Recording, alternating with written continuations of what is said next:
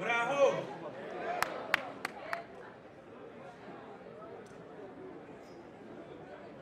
Ntabwo ngewe kabisa imirongo neza. Muranyumva neza? Imirongo yose nashoboraga kuririmba Riderman ayivanye. Ku buryo n'ijambo nari nateguye ndariretse. Ngiye gushimira gusa.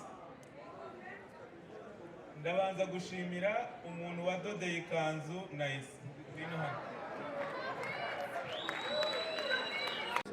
Hari ukuntu bayimusi batajya bashimirwa. Ariko umwanya yafashe akambara ikanzu na yangu muhimu. Ninde wakudodeye? Murakoze. Ikanzu rero nayikuye mu mujyi. Ntabwo njya kubabeshya. Iradoza ahubwo n'ibyo wayihisemo bashyira kuri tayi kugira ngo mbere. Murakoze cyane. Kimwe mu bintu tuzakora ubutaha nuko fashion nacyo ni igice cy'ubuhanzi. Ubwo nukuza ya tapi rouge nabonye nukuzashyira hano tukagira na fashion show. Kandi nabonye muzi gutambuka neza. Abajene ko mutavuga ngo flow. Ntabwo mushaka ibihembo. Iragira ngo nshimire nyakubahwa meya w'akarere ka Rubavu, nshimire n'inzego z'umutekano turi kumwe, ariko by'umwihariko bashimire ukuntu mutera inkunga Vision Jeunesse Nouvelle kugira ngo itegure bino bikorwa. Akarere ka Rubavu kagenera amafaranga Vision Jeunesse Nouvelle mu ngengo y'imari yako kugira ngo babashe gukora ya talent detection ndetse banategure kino gikorwa. Nyakubahwa meya, impamvu naje ni ukubera umushinga banyeretse uko mwatangije Rubavu Music Awards, uko mukoresha ikigo cya Vision Jeunesse Nouvelle gutegura impano zabo za siporo, impano z'umuziki, impano zindi.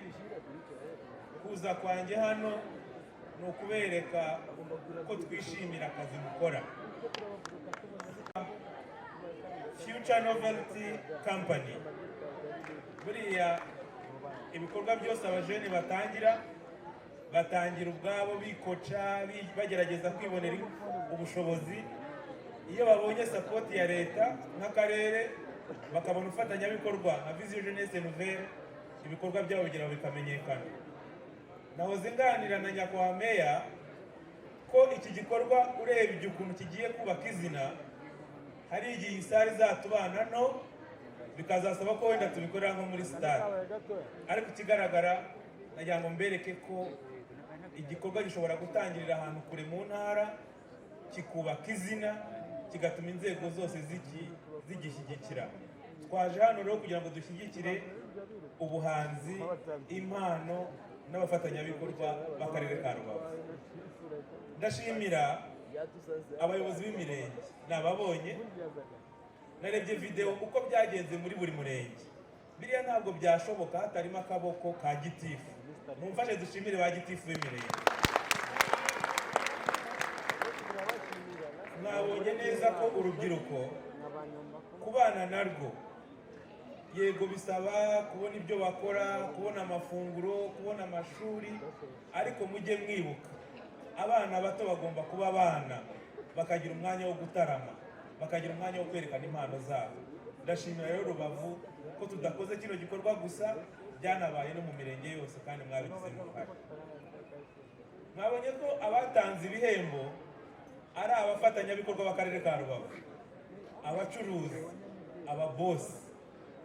Munyemerere nanjye ndimo dushimire abacuruzi n'abafatanyabikorwa ba Rubavu, private sector.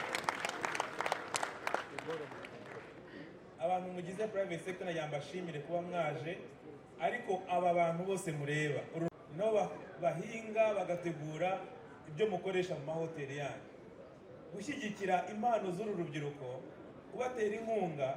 Gutera inkunga iki gikorwa ni ugutera inkunga abakiriya banyu kugira bajye baza bafite ubushobozi. Nagira ngo mbashimire kuba mwaje, bashimire geste yo kuba muri hano, ariko nkeka ko ubutaha muri Rubavu Music Awards tuzabona support nini cyane ya private sector. Ibikorwa bya entertainment ntabwo byashoboka hatarimo abanyamakuru. Nagira nshimire umuntu wese w'umunyamakuru, social media influencer, n'umuntu wese ugerageza gusakaza ibihangano bikozwe n'aba bahanzi. Ibisa media tutari kumwe, social media influencers n'abandi bose bafite ukuntu bagera ku mbuga nkoranyambaga, ntabwo ibihangano by'abahanzi byabona isoko. Nagira ngo rero namwe dufate umwanya tubashimire akazi mukora, video nziza mukora, bituma ibikorwa byabo bigera ku isoko. Nagira ngo icyo nacyo tukibashimire muri iyi event. Ndashimira abahanzi bakuru na Riderman na Bwiza, twasabye yuko baza guha umugisha igikorwa cya Rubavu Music Awards, bakemera batatugoye, bakaba baje kugira ngo bahesha agaciro kino gikorwa. Mufashe dushimire Bwiza na Riderman bemeye kuza kubishyigikira. Ndugufata Riderman na Bwiza tuzagira n'igihe tugira abahanzi bakuru barenzeho kandi benshi, ariko no kubereka ko aba bahanzi nabo bashyigikiye yuko abahanzi bakiri bato nabo babona stage. Ndashimira akarere ka Rubavu kemeye ko tariki 31 y'ukwezi kwa 12 bajyaga baha umwanya abahanzi bavuye i Kigali ku Kivu. Uyu mwaka ku Kivu hazasusurutswa n'abahanzi b'Abanyarubavu. Aba bahanzi twabonye nibo bazaduha show. Ni ukuvuga ngo ibyo byose ni ukugerageza guteza imbere ubuhanzi. Yewe icyo nakwemera nka mu rwego rwa Minisiteri y'Urubyiruko n'Iterambere ry'Ubuhanzi ni uko iyi Rubavu Music Awards inkunga twabashije kubona uyu mwaka izakomeza, ariko tuzanongereho n'indi kuri edisiyo ya 3.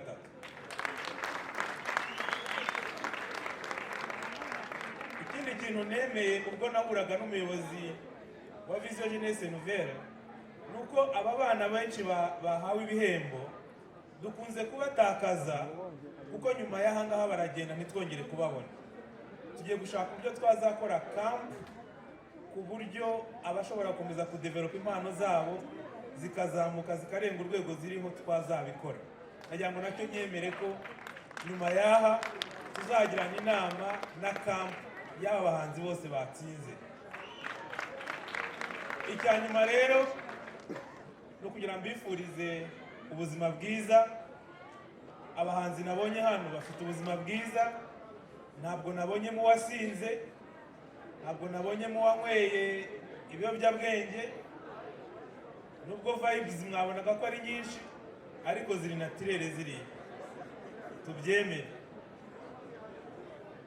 Ntabwo nareka kubabwira ko iyo umuntu ari muto hari ibintu byinshi bimushuka, harimo inzoga, ibiyobyabwenge. Twagiye tunabona abahanzi bafite abakobwa b'inshuti bakabahohotera, ababakubita, ibintu bya gender based violence mu bajene bato, mu bahanzi, mu byange. Kandi tujye tunatangana amakuru hagati yacu. Niba uzi ko umuhanzi mugenzi wawe afite akabazo, akaba atangiye kunywa ibiyobyabwenge, akaba atangiye kwitwara nabi n'uwo bakundana n'umugore we, mujye mutanga amakuru hakiri kare atarakora ibyaha byatuma afungwa. Nibwo tuzaba twubaka umuryango, twubaka n'ubuhanzi buzagira akamaro. Ibiba kuri bagenzi banyu mukajye mubibona nk'amakuru, bijye bibaha kwitekerezaho no kubitinya, kuko hari ibintu biri kirazira mu Rwanda: ubusinzi, ibiyobyabwenge, guhohotera, violence, ntabwo ari ibyacu. Icyanyuma, aka karere gaturanye n'igihugu gifite indwara ya Ebola. Hari ukuntu abantu bakunda gushaka utudiru, abashobora gusohoka banyuze mu nzira za panya. Reka mbabwire rubyiruko, Ebola ngende umuganga nibyo nize, niyo mpamvu mwabonye kubyina biba bitari kuza neza. Namaze imyaka myinshi mboroka ibintu byo mu bitabo, ubu nduhutse. Uko mundeba ibintu by'igitaramo bije vuba. Nararaga amazamu menshi bikantwara umwanya. Ariko nagira mbabwire ko indwara nka Ebola ni indwara mbi cyane. Indwara ya Ebola dufite ubu ngubu nta rukingo nta n'umuti ifite. Amahirwe y'iyo dufite ubu ngubu abantu bava amaraso bikererewe bagapfa wenda batinze, ariko najya mbabwire ko icyagaragaye ni uko gukaraba intoki buri gihe, gukoresha hand sanitizer no kugerageza kugabanya ingendo zitari ngombwa muri ako gace birimo ni ibintu mugomba kwitondera. Ntimukabifate nk'aho ari amakuru atabegereye. Ibi bintu birakomeye, nagira ngo nabyo ntabwo nava ntabibabwiye. Icyanyuma rero, nashimiye inzego z'umutekano, tujye dukomeza kuzikorera ingofero tuzikunde. Hano hantu turatekanye kubera zo, ntakagire n'umuntu uzivuga nabi twumva. Abantu mukoresha imbuga nkoranyambaga, iyo hari umuntu utunze urutoki u Rwanda, agatunga urutoki perezida wacu, agatunga urutoki ingabo zacu, mujye muza tumuhibye. Kumubaga tuba tugomba kumubaga. Ntabwo watara gutya ufite fresheri zimeze gutya ugatarama wishimye gutya, ni ukubera hari abantu bahagaze hanze muri iri joro bo batataramye bari kurinda umutekano.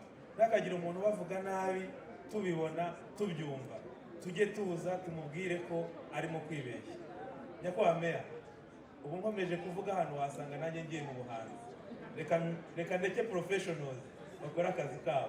Ndabashimiye, umugoroba mwiza. Amashyi menshi cyane kuri Dr. Utuma Twishima Jeanne Paul Abdallah. Uyu ni Minisitiri